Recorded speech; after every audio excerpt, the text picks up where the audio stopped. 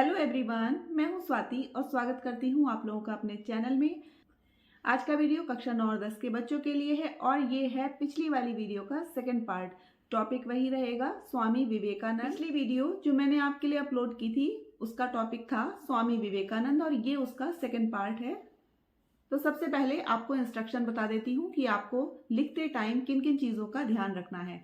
तो वो सब्सक्राइबर जो ऑलरेडी मेरे सब्सक्राइबर हैं, जिन्होंने चैनल को पहले से सब्सक्राइब किया हुआ है, मेरी वीडियो देखते रहते हैं और उन्होंने इसका पहला वाला पार्ट देखा हुआ है, वो लोग इस पार्ट को स्टार्ट कर सकते हैं। और जिन्होंने पहला वाला पार्ट नहीं देखा है वो इस वीडियो को खत्म करने के बाद भी उसको देख सकते हैं और यहाँ से स्किप करके भी उसको देख सकते हैं।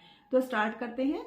इंस्ट्रक्शन सबसे पहले समझ लीजिए कि बहुत ध्यान से सुनना है। कोशिश करिए ईयरफोन्स यूज करिए ताकि मेरी आवाज आपको बिल्कुल क्लियर आए। लिखते टाइम शब्द आप सुनने में गलती ना करें।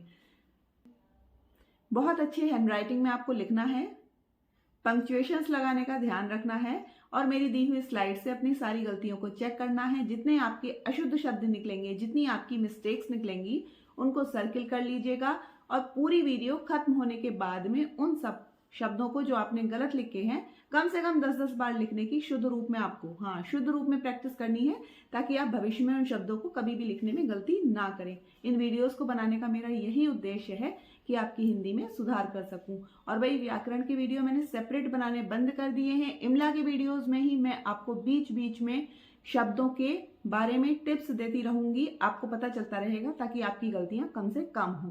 तो चलिए वीडियो को स्टार्ट करते हैं। और जो नए लोग हैं जिन्होंने अभी तक चैनल को सब्सक्राइब नहीं किया, नीचे बने हुए रेड कलर के सब्सक्राइब बटन पे अभी क्लिक करिए, चैनल को सब्सक्राइब कर लीजिए। पास ही बने हुए नोटिफिकेशन बेल को भी ऑन करिए ताकि मेरे वीडियोस के नोटिफिकेशन आप तक टाइम से पहुंच जाया करें। तो चलिए कॉपी पेन ले लीजिए और लिखना शुरू करिए। स्वामी जी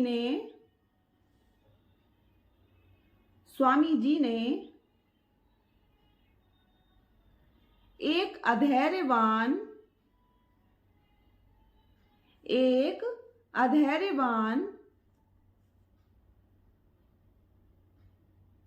शिष्य को समझाया कि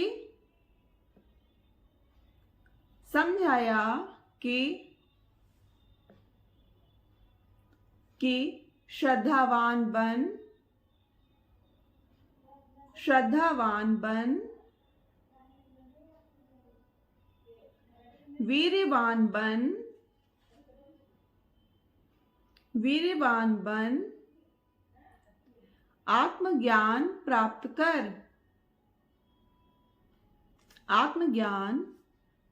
कर। यही मेरी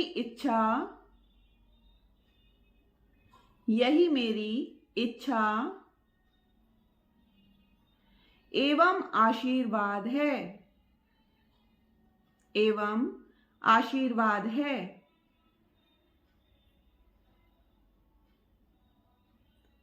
श्रद्धा का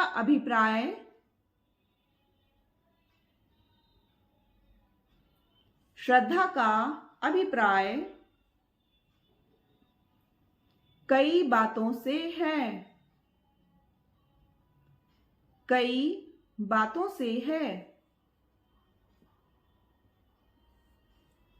पहली है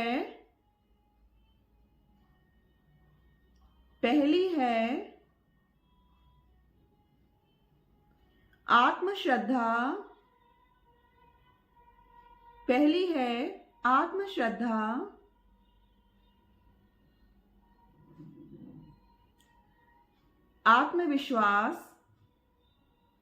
आत्मश्रद्धा या आत्मविश्वास। दूसरी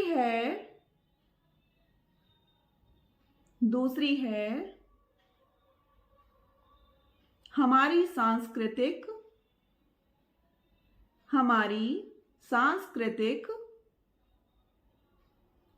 धरोहर। दूसरी है हमारी सांस्कृतिक धरोहर के प्रति श्रद्धा।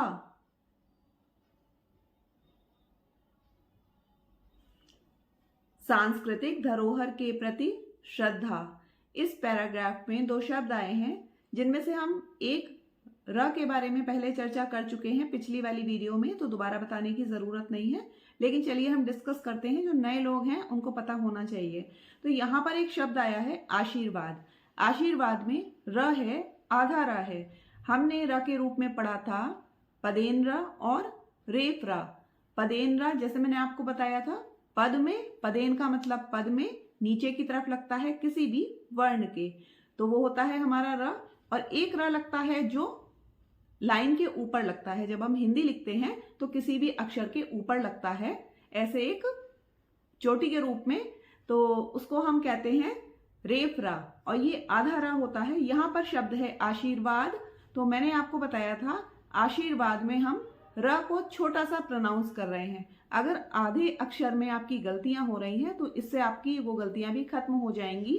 आप ध्यान से सुनिएगा, जब हम बोलते हैं, जब हम किसी भी शब्द को उच्चारण करते हैं, जैसे यहाँ पर मैंने बोला आशीर्वाद, आशीर्वाद। अब आप ध्यान दीजिएगा कि हम किसी भी अक्षर को, जैसे हमने आ बोला या शी बोला या वा बोला या दा बोला, इन सारे अक्षरों को, इन सारे वर्णों को बोलने में हमें काफी टाइम लगा। पूरा एक शब्द जो हमने बोला उसमें जहां पर र आया है आशीर्वाद में, उस र को हमने बहुत जल्दी से बोल के और हम अगले वर्ण पर बढ़ गए, अगले अक्षर पर हम बढ़ जाते हैं। तो सबसे पहले यहाँ पर ध्यान रखना है, आधे अक्षर को पहचानने की तरकीब यही होती है कि उसके जो प्रोनाउंसिएशन होता है, उसका उच्चारण होता है, वो बहुत छोटा सा होता है, नन्ना सा होता है। अब बात करते हैं कि रेफ रा क्या होता है। रेफ रा जब हमने आधे अक्षर पढ़े थे या वर्ण विच्छेद पढ़ा था, तो मैंने आपको बताया था जब भी हम रेफ रा लिखते हैं तो जिस अक्षर के ऊपर हम रेफ रा लगाते हैं उसका प्रोनाउंसिएशन उस अक्षर से पहले होता है जिसके ऊपर वो लगा होता है। तो कभी भी आशीर्वाद लिखने में गलती मेरे हिसाब से अब आप नहीं करेंगे कि यहाँ पर आशीर्वाद बोला गया तो आ शी र, शी के बाद आ रहा है र और वाद, तो वा के ऊपर र लगेगा आधा।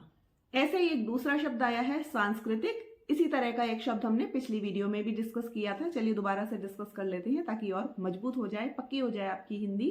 तो सांस्कृतिक में मैंने बोला सांस्कृतिक, ना कि बोला सांस्कृतिक। यहाँ पर हम बात कर रहे हैं डिफरेंस की, री से ऋषि वाला री और पदेन रा की। अगर हम बोलते हैं सांस्कृतिक, जो कि एक रॉन्ग वर्ड है, कोई शब्द होता ही नहीं है ऐसा, और सांस्कृतिक, तो जब हमने उसको री की तरह प्रोनाउंस किया तो वो है री। ठीक है, आई होप रा के रूप आपको क्लियर हो गए होंगे आज की इस वाली वीडियो से। तो चलिए अगली स्लाइड से अपनी गलतियों को चेक करिए कि आपने कितने शब्दों को लिखने में गलती की है। स्वामी जी ने एक अधैर्यवान शिष्य को समझाया कि श्रद्धावान बन, वीर्यवान बन, आत्मज्ञान प्राप्त कर, यही मेरी इच्छा एवं आशीर्वाद है। श्रद्धा का अभिप्राय कई बातों से है। पहली है आत्मश्रद्धा या आत्मविश्वास, दूसरी है हमारी सांस्कृतिक धरोहर के प्रति श्रद्धा। हमारी मातृभूमि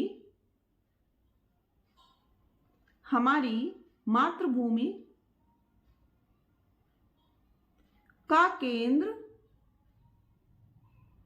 हमारी मातृभूमि का केंद्र प्राण पखेरु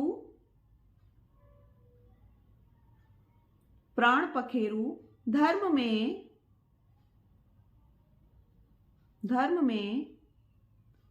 तथा केवल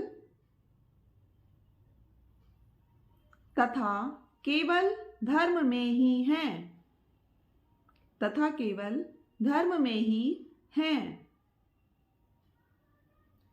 मातृ देवो भव,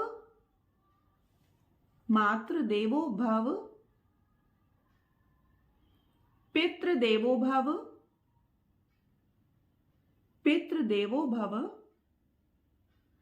आचार्य देवो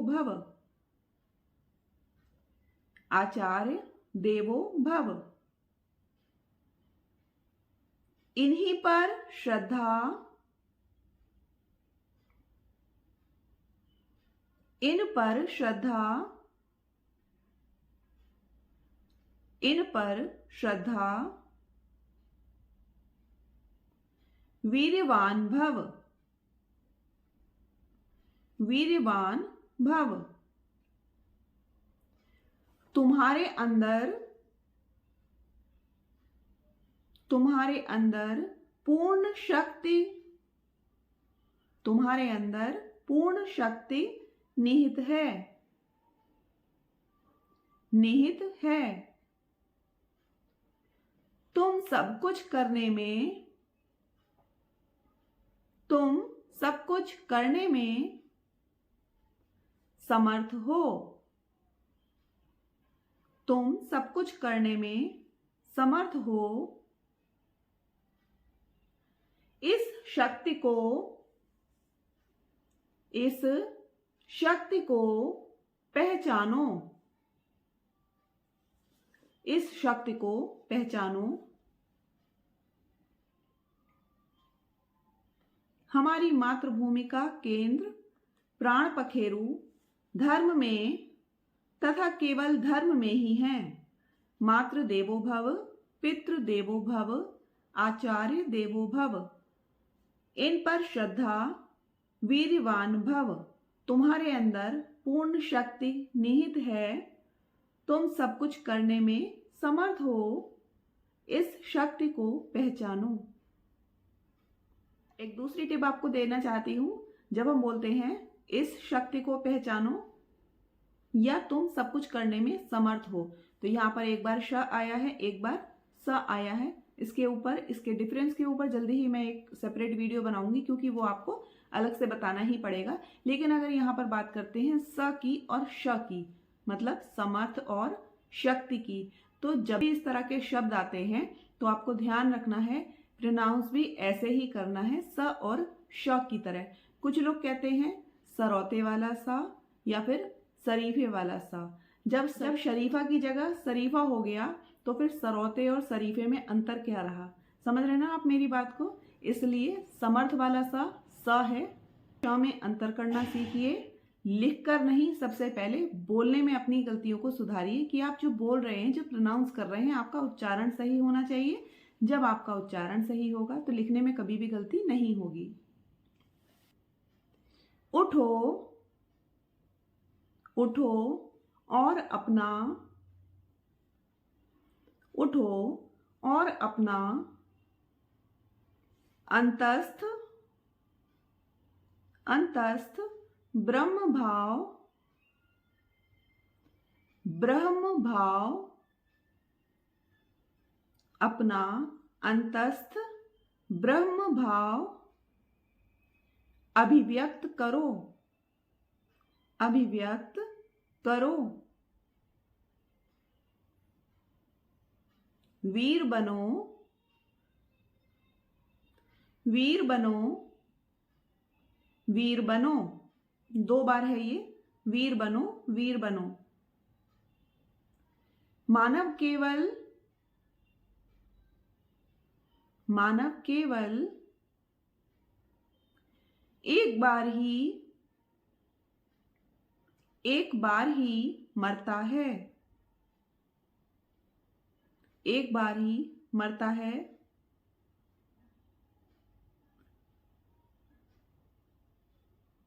सारी शक्ति,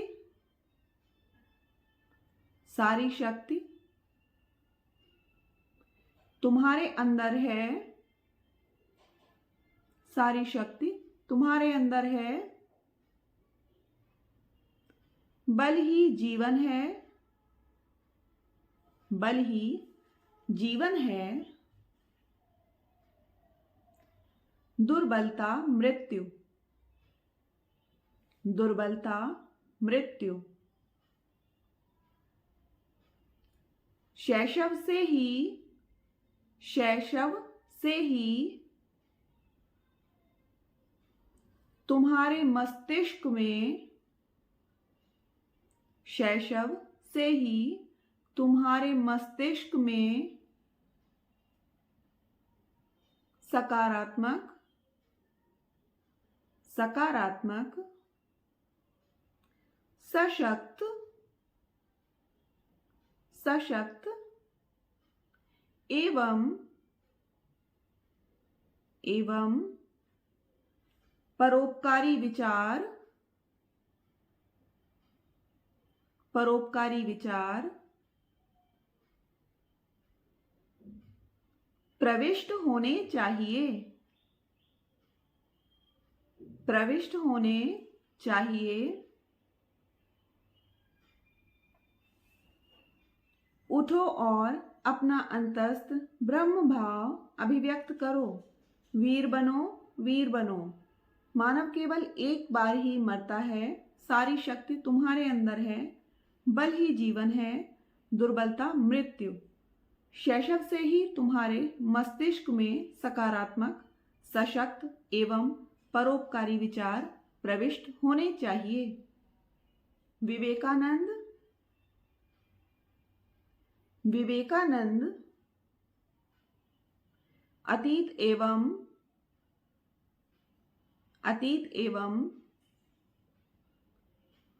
वर्तमान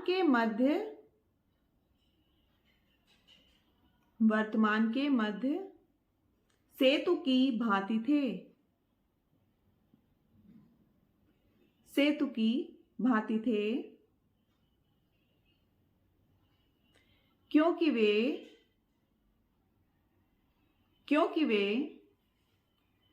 भारतीय संस्कृति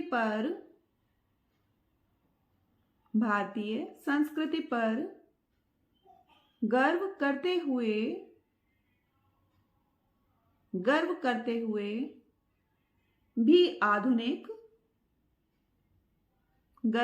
हुए भी आधुनिक विचारधारा का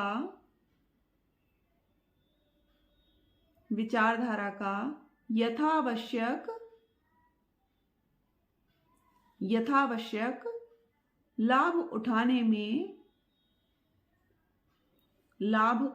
में तत्पर रहते थे।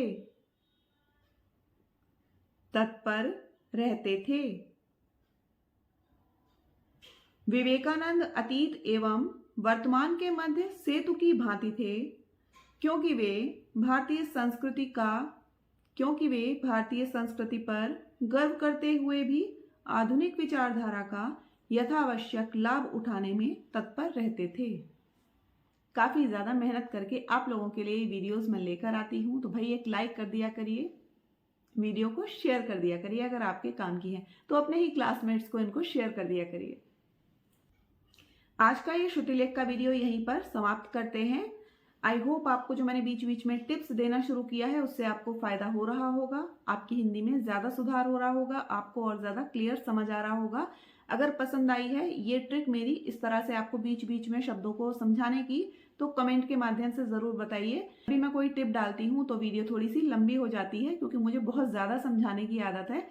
मैं एक बात को कई बार कहती हूँ, और कई बार किसी भी टीचर का ज़्यादा बोलना या कई बार एक ही बात को कहने का सिर्फ एक ही पर्पज़ होता है कि वो बात बच्चे के दिमाग में बहुत अच्छे से घुस जानी चाहिए। जब आप रिपीटेडली कई बार किसी एक ही बात को सुनते हैं तो वो आपको याद हो जाती है। आपको जब भी आप वो काम करेंगे या जब भी आप वो शब्द लिखेंगे तो आपके माइंड में स्ट्राइक करेगा कि अरे मैम ने इसमें ये चीज़ बताई थी, तो गलती होने की संभावना लगभग खत्म हो जाती है। इसलिए मैं ज़्यादा बोल देती हूँ, ज़्यादा उसको समझाने की कोशिश करती हूँ।